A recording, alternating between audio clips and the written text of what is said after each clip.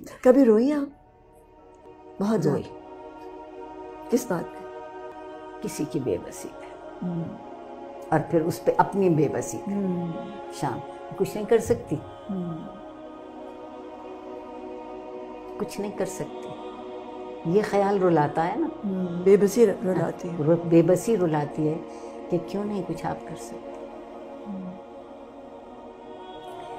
مجھے رنج ہوتا ہے، بہت چھوٹی سی بات کا رنج بتاتی ہوں جس پہ میں شاید گھنٹوں روئی چھپ کے.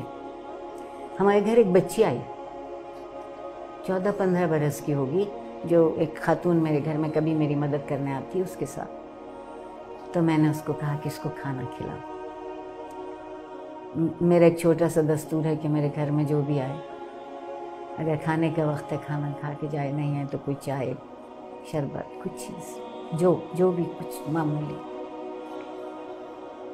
اس بچی کو کھانا دیا، اس نے ایک روٹی کھانے کے بعد ہاتھ کھینچ لیا. اور آپ کو خبر ہے ہمارے گھروں کی روٹیاں چھوٹی ہوتی ہیں.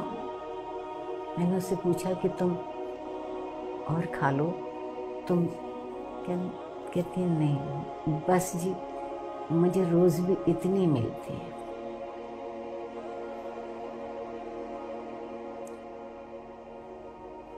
نہیں، میں سمجھ سکتی ہوں آپ کی تکلیف. پیٹ بھر کے روٹی نہیں مل سکتی.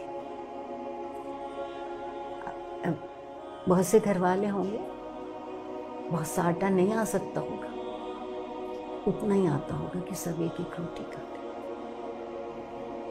اور یہ کوئی مشکل کام نہیں ہے غربت مٹا دینا. نہیں، آپ صرف ایک بات کی کمی ہے، اعتبار کی. اور یہ ہماری اسٹیٹ کے پاس پاور ہے کہ کوئی بھی شخص خالی پیٹ نہ سوئے. یہ ہے پاور. یہ ریاست کی ذمہ داری ہے. بالکل ہے. پر ریاست کو یہ ذمہ سوئی داریاں بھی ہے ریاست. نظر نہیں آتی. نہیں سوئی بھی.